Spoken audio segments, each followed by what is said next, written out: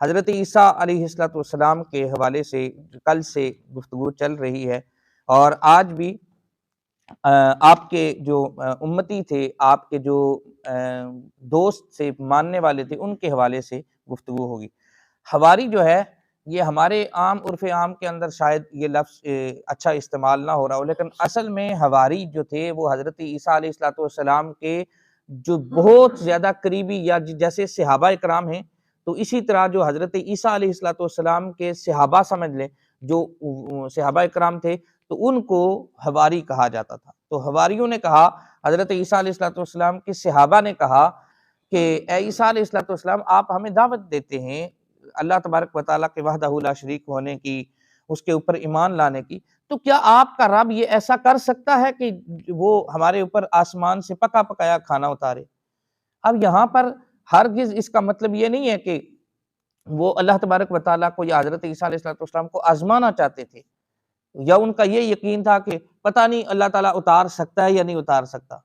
बल्कि उन्होंने एक अल्लाह के नबी जो हज़रत ईसा अलैहिस्सलाम हैं, उनसे ये बात फरमाई कि हमें उनको यकीन था कि अल्लाह तबारक व तआला उतार दे। इसीलिए अगली आयत में क्या फरमाया कि हवारियों ने कहा हम ये चाहते हैं कि इससे हम खाएं और हमारे दिल मुतमईन हो जाए। असल में वो मुतमईन होना चाहते थे कि वाकई अल्लाह तबारक व तआला की ज़ात जो है वो सब कुछ कर सकती है। तो अल्लाह तबारक व तआला की बारगाह में हज़रत ईसा अलैहिस्सलाम ने आगे से क्या कहा कि तुम अल्लाह से डरो, तौबा करो कि तुम इस तरह का जुमला अल्लाह के बारे में इरशाद फरमाते हो कि क्या वो कर सकता है? तो हज़रत ईसा अलैहिस्सलाम ने हवारियों से कहा तुम अल्लाह की बारगाह में तौबा करो और तौबा करके तुम भी दुआ करो, मैं भी दुआ करता हूँ, अल्लाह तबारक व तआला दुआ को कबूल कर लेगा और फिर दस्तरखान उतार देगा। चुनांचे हज़रत ईसा अलैहिस्सलाम ने अपने मानने वालों से कहा कि 30 दिन के मुकम्मल रोज़े रखो, 1 महीने के मुकम्मल रोज़े रखो और उसके बाद दुआ करो, अल्लाह तबारक व तआला दुआ को कबूल करेगा और तुम्हारे लिए खाना उतारेगा।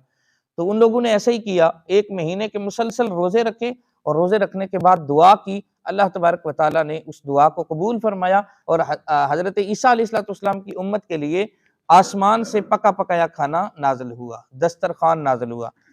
और फिर अगली आयत में, आयत 114 नंबर आयत में क्या फरमाया, ईसा बिन मरियम ने अर्ज किया, ए अल्लाह, ए हमारे रब, हम पर आसमान से एक दस्तरखान उतार जो हमारे लिए और हमारे बाद में आने वालों के लिए ईद और तेरी तरफ से एक निशानी हो जाए और हमें रिज़्क अता फरमा और तू सबसे बेहतर रिज़्क देने वाला है। अब यहाँ पर अल्लाह तबारक व तआला के नबी हज़रत ईसा अलैहिस्सलाम ने क्या कहा, आपने भी दुआ फरमाई कि या अल्लाह एक दस्तरखान नाज़िल फरमा जो हमारे लिए और हमारे बाद में आने वालों के लिए ईद का दिन हो जाए। यानी अल्लाह की रहमतों का नुज़ूल जब होता है, जिस दिन अल्लाह की रहमतों का नुज़ूल होता है, वो दिन मुसलमानों के लिए शुरू से ही ईद का दिन करार पाया है। जो दुनियावी नेमतें हैं, ख़त्म होने वाली नेमतें हैं, अगर वो ईसाइयों के ऊपर, हज़रत ईसा अलैहिस्सलाम के ख़वारियों के ऊपर अगर वो नाज़िल हों, तो वो उस दिन को ईद का दिन करार देते हैं। तो जो तमाम कायनात का दूल्हा है, जो तमाम जिनके लिए अल्लाह तबारक व तआला ने ये कायनात बनाई है, तो वो रब की कितनी बड़ी नेमत है। उस नेमत को, वो नेमत जिस दिन हमारे पास तशरीफ़ लाई, तो उस दिन को ईद करार देना ये तो ज़्यादा अफ़ज़ल है ना। यानी एक चीज़ है जो ख़त्म होने वाली है, रिज़्क वक़्ती तौर पर था, ख़त्म हो जाने वाला था, लेकिन ईसाइयों ने उस दिन को भी ईद का दिन करार दिया। हज़रत कुरान मजीद में अल्लाह तबारक व तआला फरमाता है, हज़रत ईसा अलैहिस्सलाम ने खुद फरमाया, या अल्लाह तू दस्तरखान नाज़िल कर ताकि हमारे लिए वो ईद का दिन हो जाए। तो अब इससे पता चला जो उशाकान रसूल आका करीम सल्लल्लाहु अलैहि वसल्लम जो कायनात के दुल्हा हैं, जो तमाम जहानों की रहमत हैं, उस रहमत के दिन जब वो तशरीफ लाए, तो उस रहमत के दिन मुसलमान पूरी दुनिया में ईद का दिन मनाते हैं और खुशी का दिन मनाते हैं। और फिर ईद कहते किसे हैं? खुशी है। जब अल्लाह ताला की नेमतें मिले, उस नेमत के ऊपर जो खुशी का इजहार किया जाए, उसको ईद करार दिया जाता है। ये इस हवाले से एक रिवायत भी है। हज़रत अब्दुल्ला बिन अब्बास रज़ियल्लाहु ताला अन्हु फरमाते हैं, जब सरकार दो आलम सल्लल्लाहु अलैहि वसल्लम मदीना तैयबा तशरीफ लाए, तो देखा कि यहूदी आशूरा के दिन रोज़ा रखते थे। तो उन्होंने पूछा कि ये क्या है? हुज़ूर अलैहिस्सलाम ने पूछा यहूदियों से कि ये क्या है, तुम इस दिन क्यों रोज़ा रखते हो? तो वो अर्ज़ करने लगे कि ये अच्छा दिन है, इस रोज़ अल्लाह तबारक व तआला ने बनी इसराइल को उनके दुश्मन से निजात दी थी। तो हज़रत मूसा अलैहिस्सलाम ने उस दिन का रोज़ा रखा। आप सल्लल्लाहु अलैहि वसल्लम ने इरशाद फरमाया, तुम्हारी निस्बत मेरा हजरत मूसा अलैहिस्सलाम से ताल्लुक ज्यादा है, नबी होने के नाते मेरा ताल्लुक ज्यादा है। लिहाजा आप सल्लल्लाहु अलैहि वसल्लम ने आशूरा का रोजा रखा और इस दिन रोजा रखने का हुक्म फरमाया। यौम आशूरा 10वीं मुहर्रम, हजरत मूसा अलैहिस्सलाम को दुश्मन से निजात मिली थी, फिरौन से निजात मिली थी। तो उस दिन हजरत मूसा अलैहिस्सलाम चूंकि रोजा रखते थे, लिहाजा यहूदी भी रोजा रखते थे। तो आका करीम सल्लल्लाहु अलैहि वसल्लम ने फरमाया कि नबी होने के नाते मेरा ज्यादा ताल्लुक है हजरत मूसा अलैहिस्सलाम के साथ, लिहाजा हुजूर ने भी रोजा रखा और उम्मत को भी तलकीन की कि तुम 10वीं मुहर्रम का रोजा रखा करो। लेकिन यहाँ पर हुजूर अलैहिस्सलाम ने साथ ये भी ताकीद की कि 10वीं के साथ एक रोजा साथ और मिला दिया करो, चाहे 9वीं का या 11वीं मुहर्रम का, ताकि उनके साथ मुशाबत ना हो जाए। तो अब इससे पता चला कि हजरत यानी यहूदी भी हो, जो यहूदी और नसरानी दोनों जो है, जिस दिन उनके ऊपर अल्लाह की रहमत का नुज़ूल हुआ, वो उस दिन को ईद के तौर पर मनाते थे। फिर हजरत अब्दुल्ला बिन अब्बास ने एक यहूदी की मौजूदगी में ये आयत मुबारका पढ़ी, अल यौमा अकमलतु लकुम दीनकुम व अतममतु अलैकुम निअमती व रदीतु लकुमुल इस्लाम दीना। ये कुरान मजीद में अल्लाह तबारक व तआला ने क्या फरमाया?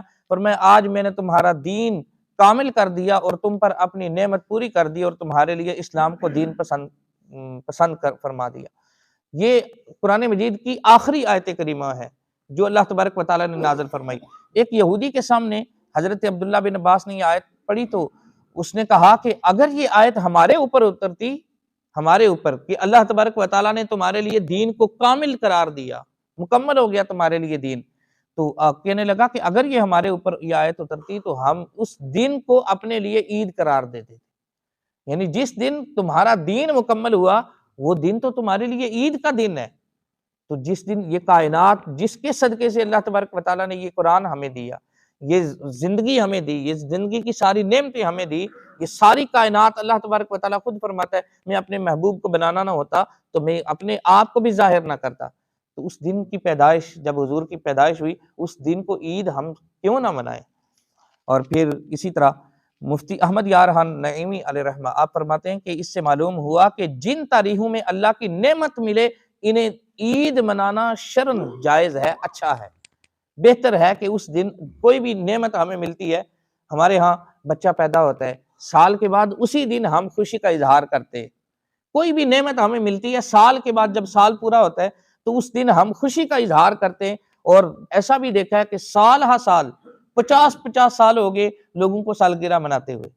यारो अगर हमारा बच्चा पैदा हो, हमें कोई छोटी सी खुशी मिले तो उस खुशी का इजहार हम करें और वहां पे हमें ना कुरान याद आए, ना हमें फतवे याद आए, कुछ भी ना याद आए कि जायज है या नहीं, ये जनाब फजूल खर्ची है, और जनाब इसके बजाय तुम गरीब बच्चियों की शादी करवा दो, इसके बजाय तुम फलां कर दो, फलां कर दो।